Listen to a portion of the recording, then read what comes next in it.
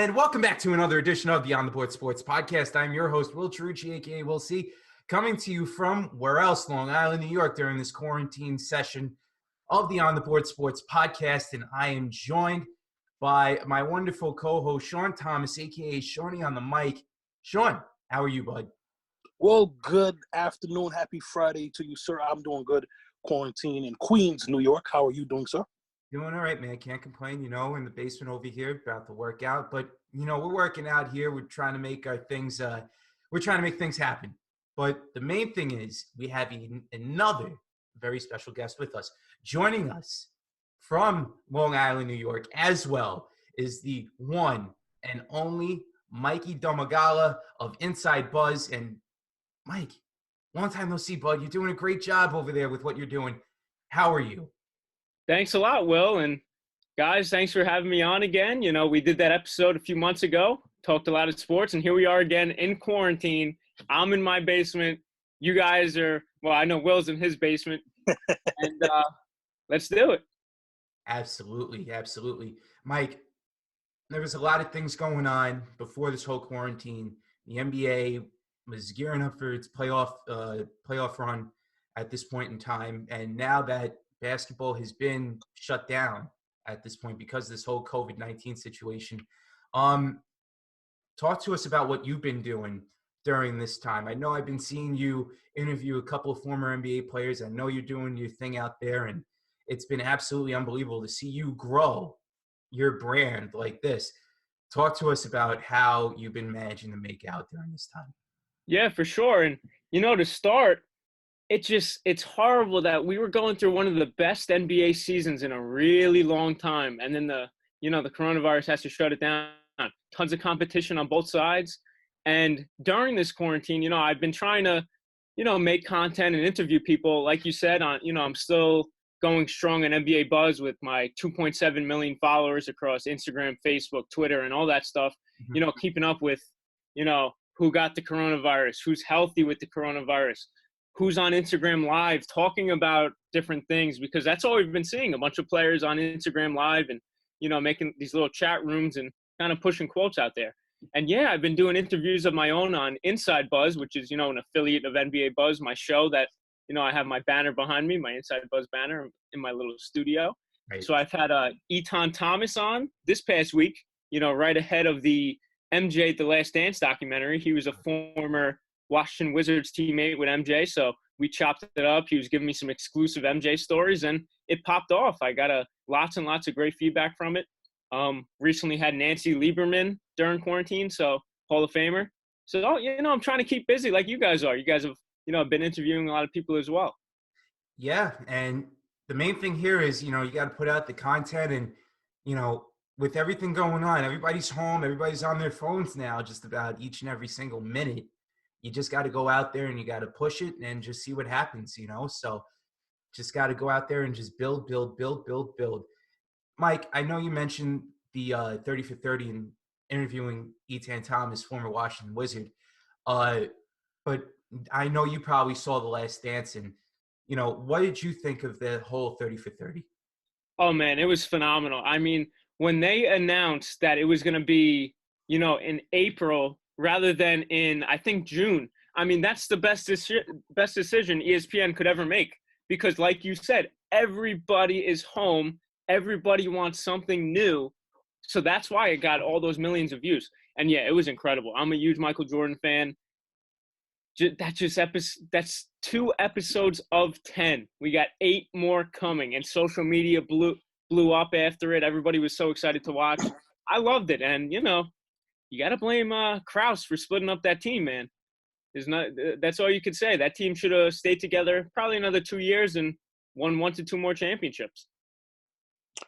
Mikey, can you tell everyone out there, how did the NBA Buzz and an Inside Buzz, how did you get that going from the ground up to where you have it now doing so well? Yeah, man, thank you. So I started at 12 years old. The NBA Buzz was started in January of 2012 on Facebook. That's when Facebook was that, that was the top. Oh yeah, it was popping. That was when it was the top dog in social media. over time, I just grew and grew, stayed very consistent. Because it's NBA content, that's what helps me grow so much. Everybody wants their NBA content quick, their news and all unique posts. So I eventually ventured out to Instagram a couple years later, Twitter, and I'm a budding journalist. I'm in college at LIU Post on Long Island. Mhm. So I figured, family and friends know that Mikey Domagala is behind NBA Buzz. How can Mikey Domagala be at the forefront of NBA Buzz? That's why I created Inside Buzz, and it's been doing great ever since. Just kind of, I feel like I've kind of been growing my own personal following with Inside Buzz and connecting it to all my millions of fans on NBA Buzz. That's awesome. That's awesome, bro. That's awesome, bro.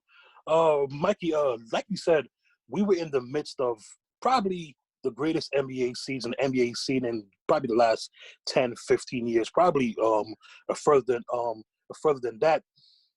Do you think, one, the NBA will come back, or two, do you think the NBA should come back? Because you're hearing them say if they come back, there's not going to be no fans.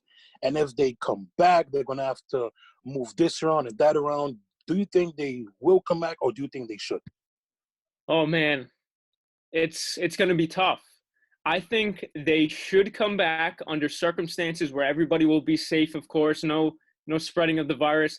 I think doing it without fans won't be that bad because we've had no sports for months now. Why would we care if there's fans in the crowd? We just want to see what's going on the court. Right. So if they should, that's my answer to if they should. How they can do it, ooh, that's another tough one. This isn't a season that you just want to abandon. Like we said, this is one of the best seasons. Tons of rookies coming up, tons of fighting on both sides, a crazy playoff race in the Western Conference. Who's going to win? LeBron, Giannis, Boston, any of those top teams. So how they're going to do it, I think they're going to wait probably till August. Maybe just do like a 10-game remaining regular season, maybe a 15-day in 10 games. Get it going, then hop right into the playoffs in late August into September. So, and then, it messes everything up because the NBA season usually starts in October. If it ends in September, when's it going to start? Is it going to start on Christmas? It's going to – you don't know how this is going to affect the history books of the NBA and what's to come.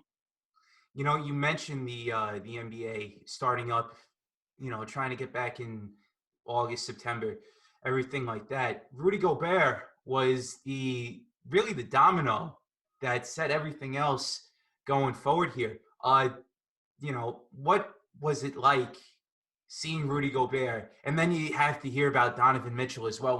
And both these guys are stars in their own right. Make no mistake about it. But Mike, what did you think about the whole situation with the way how the NBA handled it?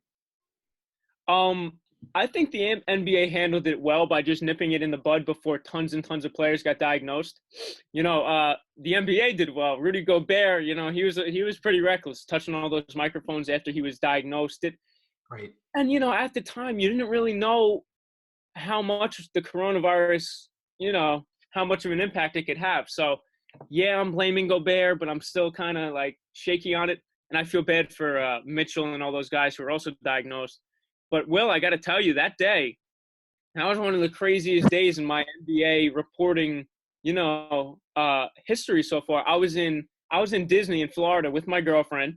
Right. We were in, I think, some park, and I lost my laptop on the plane days before the day I got to Disney, and I was freaking out. Oh my God. So one, I couldn't post the NBA content, just games that were going on. Yeah. Two, the coronavirus stuff happens. So I'm in the park one night with my girlfriend. We're walking back to the bus, and I get the notification that the Thunder Jazz game was canceled, and nobody knew what was going on. Right. Then, all the reports started coming out about Gobert. Oh, I was frantically posting from my phone all night long, doing whatever I could without my laptop. So that was a crazy night in the NBA, man. Wow. Not only a crazy night in the NBA, just a crazy night in sports. You get to see the following couple of days afterward, the NHL winds up suspending its season. MLB does the same thing in that sense, in that regard. it's just absolutely crazy what happened during that time. You know, just who would think that a virus like this would stop everything? And a month later, a month and a week later, 2 weeks later, here we are. In our Exactly. business, doing an interview like this. So Exactly. And, we spoke about a lot of baseball and other sports the last time I was on the podcast. yeah. You know how much I love baseball. Man, baseball was a few days away from starting. Then all this had to hit. So, we're all in the same boat without our sports. Absolutely. Yeah, man. Ike, so I'm a Brooklyn Nets fan. Huge Brooklyn Nets fan. Obviously, they fired Kenny and Atkinson, and Kyrie got hurt. KD, he's going to be out the whole year, blah, blah, blah. I've been reading some reports that are saying that they want to get a third star during the summertime. Some names I've seen are CJ McCollum, Buddy Hield, Kevin Love, so on and so forth. Do you think they should get a third star? And if they do, is there any player that you see that can fit with KD and Kyrie Irving? Good question, man. It's another tough one to answer because, we haven't seen how KD, LeVert, and Kyrie would do on the floor together. And I think they're going to do tremendously well because that team is very deep. A missing piece, do they need a third star? I think LeVert is that budding star coming up. So I don't think they need a third star because you don't want to put too much power on a team with KD and Kyrie because they want their time to shine as well. Right. So I think a piece for them would maybe like making a trade for Jared Allen for a nice power forward piece.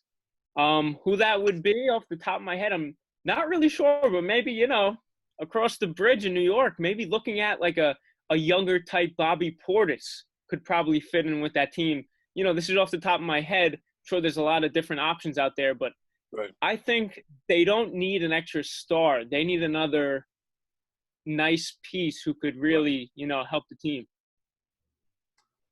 Mike, speaking of the offseason coming up, the NBA draft is going to be it's going to be interesting because we saw the NFL draft last night do its thing, and you get to see the NBA draft and what they're going to do next. With everything that's gone on, number one, who do you think the number one pick's going to be? We had on Corey Homicide Williams, an NBL analyst, and he's a legend here in New York for his basketball, playing street ball, everything like that. And he made it over to Australia, and he killed it over there. Now he's doing his thing over there in Australia. Now, LaMelo Ball's playing in the NBL. Jalen Green, we got to see him go over to the G League, signing an $800,000 contract, right? Two-part question.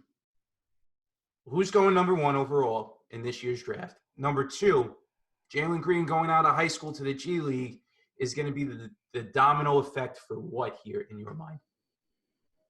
Sure. Number one overall pick, LaMelo Ball.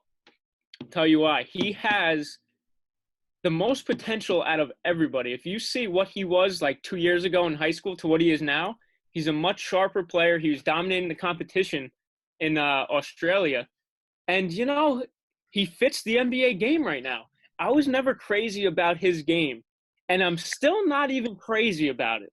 But I know since he's so young and he's so raw, he could hone those skills. And in this run-and-gun three-point league, he could, he could drive, he could dunk, and he could shoot.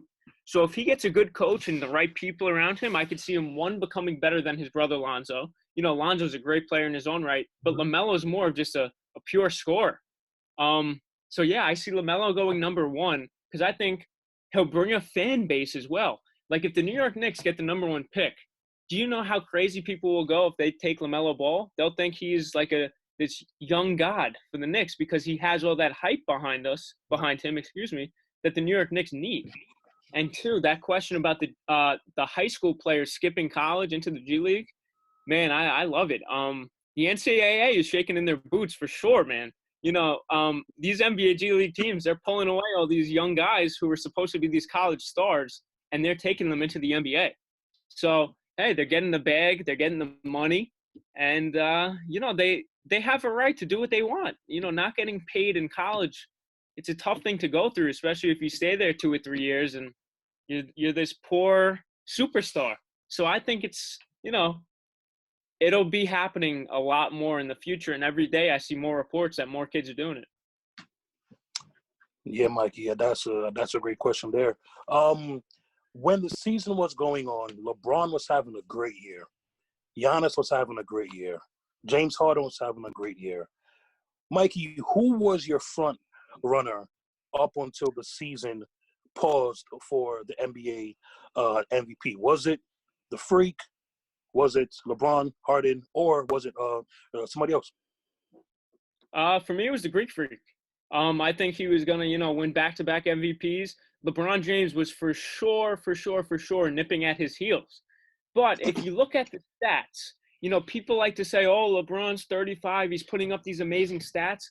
It's 100% true. He's leading the league in assists. Like that's something crazy for a 35-year-old to do. Changing up his game style to become this point guard now. Incredible. He's really making his case in the greatest of all time debate this season and really pushing himself forward. Still have MJ number one, but LeBron's there. But yeah, I got Giannis. The Bucks record. Giannis leads in every category over LeBron except assists, and numbers and records don't lie. And I think Giannis has the upper hand on him.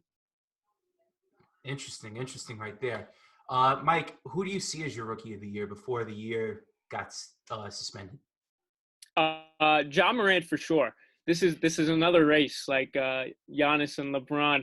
We obviously saw Ja Morant killing it in Memphis. Zion Williamson coming out the gate hot.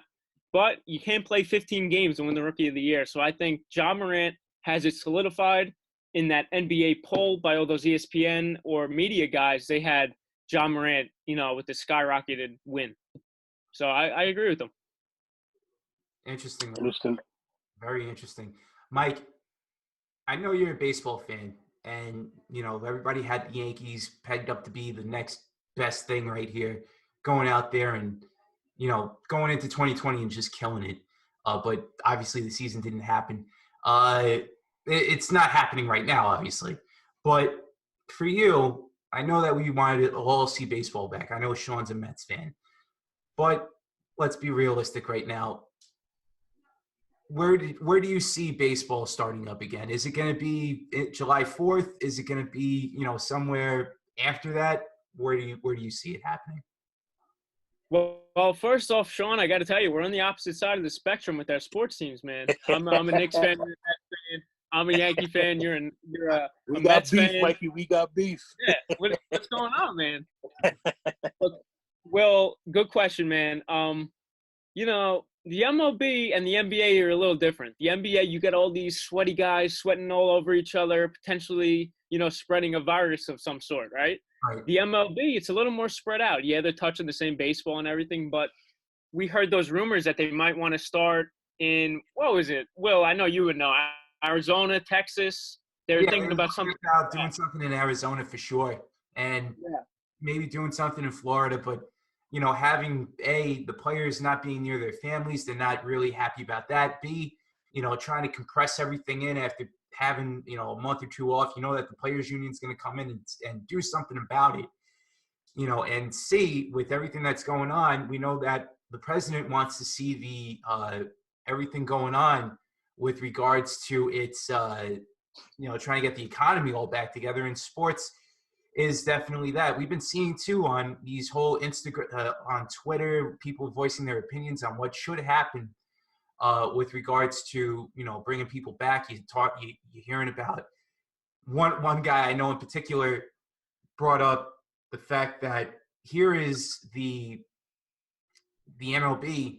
Let's say teams want to sell tickets. It'll only be a limited amount of inventory. You'll have your 6-foot rule. You'll have your concession stands open. But you won't have your team stores open, everything like that. You've had Randy Levine come out, one of the Yankees suits and big time people that is out there, who runs the Yankees, and basically just says, sports without fans isn't right and it isn't worth it. So I got to ask you, Mike, right now, the NBA and the NHL may have their seasons canceled, may not. They may come back in June, July. How would you feel about it if the fans, weren't allowed back in watching the game. And two, we know that ticket sales would be through the roof because of this, So what's your take on that? It's funny, I feel like you need fans at an MLB game, whereas an NBA game, obviously you still want the fans there, but it's a little different. I feel like the MLB experience is with the fans. Somebody hits a home run, they see all the fans going crazy trying to catch the ball, where the NBA is a little different like that. Oh, man,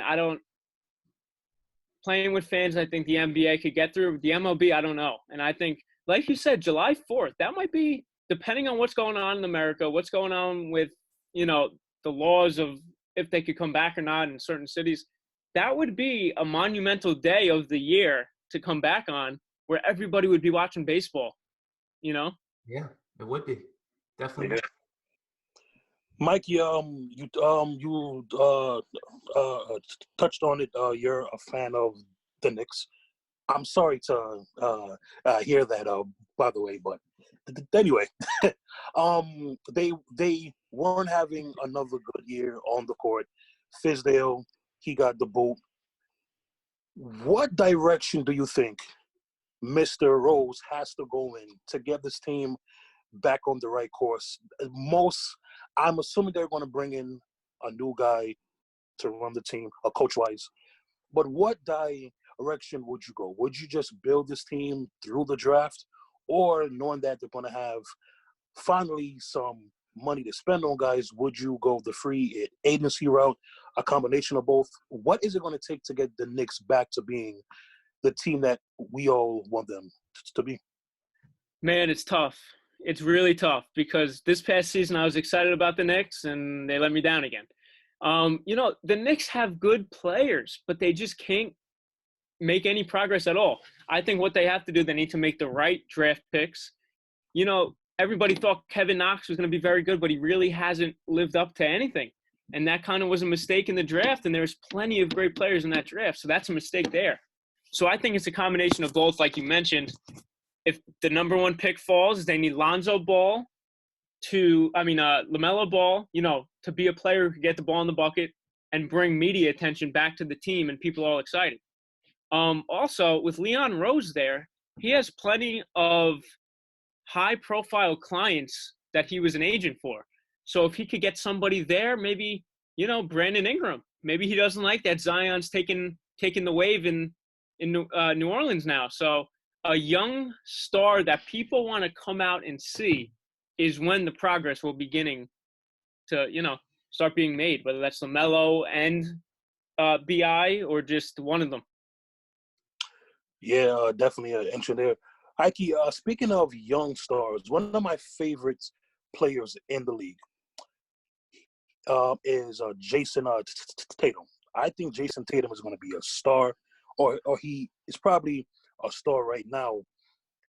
Do you think he can ever get to a point where he could be the best player in the league? Like, how high of a ceiling do you think he has? Because he's one of my favorite players in the league. I remember the rookie year of the game 7, he and LeBron went toe-to-toe. And I would never forget the step-back three that he hit in LeBron's face. I said, who is this kid? And he's just continued to go up and up. How high do you think he can go? Man, you took the words out of my mouth. That was the first thing I was going to mention. And that step-back three and all his smooth play against LeBron. Don't forget about that poster, Sean. You remember when he put him on that poster? Yeah. Social media blew up, and, man, his ceiling is very high. Best player in the NBA? It's tough. There's so many great young stars now. Luka, Giannis, Ja Morant coming up. If you look what Ja will be in like 3-4 years. Right. I could see Tatum being easily top 8, probably top 5. And, his smooth play, you see what he's doing with Boston this year. He really, took the bull by the horns, and he's really leading that team as a new star in the league. And it's nice to see. It definitely is. Mike, you're doing your thing now with Inside Buzz and, NBA Buzz, doing a great job. I also seen that you're working with SNY, doing your thing over with SNY right now. What's it like working over there in a, being with almost the sports leader in New York right now? Oh, man. I mean, it was awesome. So I was there for 3 to 4 months. It was just all great stuff in that internship program. It was amazing working there. During this quarantine, I've been doing some stuff from home, but as an intern doing stuff from home, it's tough. But yeah, I mean, everything at SNY was great. That just really pushed my journalism career. I met a lot of great people. Yesterday for a school assignment, I interviewed Chris Williamson, who's a reporter and a TV host there.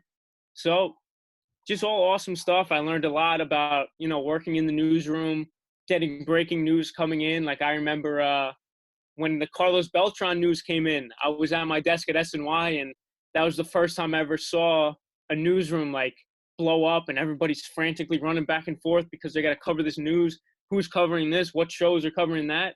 So yeah, that was a great experience, and I would love to, in my professional career, find myself back there again in some way in the future. Absolutely right there, man. Doing a great job, no matter how you look at it, Mike. Real quick here, what do you see happening first here? Do you see baseball starting up again, or do you see basketball and hockey starting up at this point in time? So tough to say. President Trump had that whole conversation with all the team owners.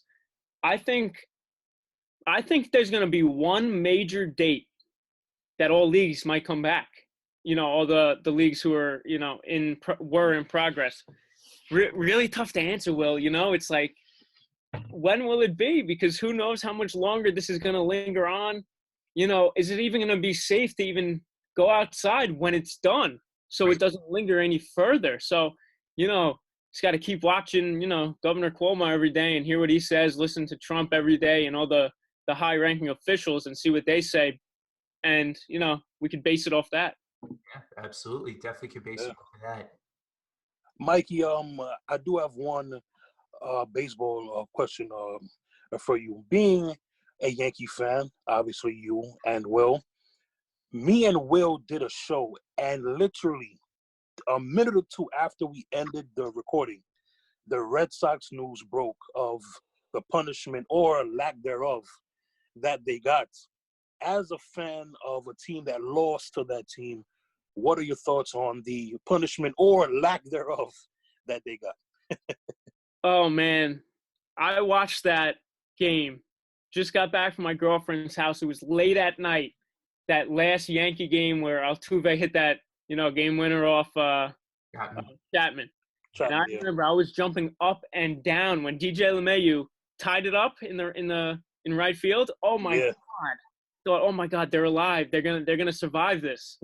And then Altuve hits that nuke to left field, and he suspicious because he gave Chapman that little look. I mean, Chapman gave Altuve that little look, like Chapman knew that Altuve knew that pitch was coming. And that kind of went under the wayside a little bit, and then everything came out and broke. And who knows if Altuve knew that pitch, he probably knew the pitch was coming. If Chapman knew that he knew it was coming, and man, it's heartbreaking knowing that the Astros and the Red Sox did all that stuff because the MLB is one of the best leagues in the world. And, this kind of corruption kind of is in there, kind of messing it up behind the scenes. Right. Certain teams could have won. Aaron Judge, who's not a guy to really speak up and say, talk some smack. He really spoke to the media about that, and he was talking how, disgusted he was with that Astros team.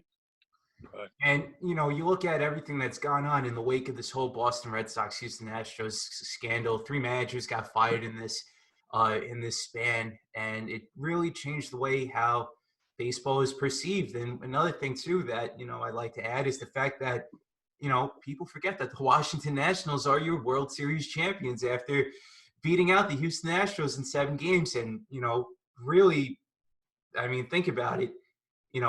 Here's a team in the Nationals that won absolutely no games at home, won everything on the road, came back in Game 7 and just absolutely took the fight to the Astros, and they wound up winning it all. And yet nobody's giving them their due. Is it because of what had happened during the offseason with the Garrett Cole signing, with the whole Astros Red Sox saga, with them cheating? But what's your take on that, man? I mean, listen, when a lower tier team kind of wins the World Series, sometimes it goes, it gets talked about for a couple weeks, then it just goes quiet about them. Like if the Yankees won, well, I mean, this, we would be talking about it and hearing it for months and months and years. The Nationals lower tier team, but also, the cheating scandal really overtook kind of, it was after the World Series, obviously, but remembering that the Nationals even won, like you said. And yeah, you got to give credit to them, though. They're the underdog. They really came out fighting, and they really came out swinging on that Astros team. And you know what? I'm happy for them because they beat the Astros. Absolutely, and they had such a great, not a great history, but a history of like just going in the postseason back in 2012. They could never close the deal, and they were also known as the Astros. So who would have thought that as well? So good for them. Congratulations on our nation's capital winning it all, and just got to see what happens there. Yeah, definitely will. Yeah, but Mikey, man, how do the people follow you, and how do the people follow Inside Buzz and NBA Buzz? Yeah, man. So I'm gonna throw out a lot of names that sound similar here, but Go for it. On Facebook, you could follow it at just straight up NBA Buzz. On Instagram, it's at official NBA Buzz, as well on Twitter, official NBA Buzz. Right. Personally, you could follow me at Mikey Domagala. That's on Instagram and on Twitter. For Inside Buzz, you could check it out on YouTube. Just type in my name and Inside Buzz, or one or the other. And everything could be found on official NBA Buzz Instagram and NBA Buzz on any platform. You'll see all my interviews in different tabs. You could go on YouTube and watch an Inside Buzz episode and get connected to NBA Buzz through links. So I link everything together. So yeah, if you want to check me out, check some stuff out that I've been doing, that would be awesome. Guys, thanks for having me on and really giving me this platform again. Will, you are the man. Mike, and Sean as well. I didn't forget about you over there, man. I appreciate you, Mikey. Before you go, can I ask you one more thing? Yeah, no, keep going. Let's keep talking. When the season comes back, who do you think makes it to the NBA Finals, and who do you think wins? Well, I believe at the beginning of the season, I had Clippers and Philly, and I had the Clippers winning it all. I'm still confident in that. I'm not confident that they'll be playing Philly, but when the season comes back, who do you think makes it to the finals, and who do you think wins? Got to tell you, man, I had that Philly team. I had high hopes for Philly, and they're not doing a thing. Nah. To answer your question, I always had Bucks Lakers.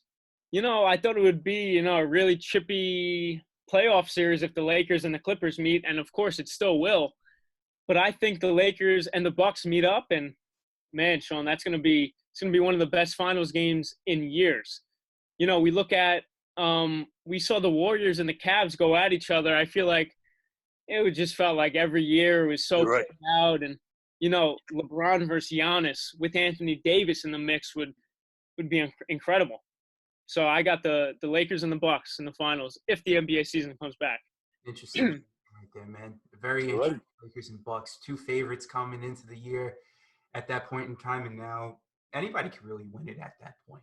Oh yeah, I saw.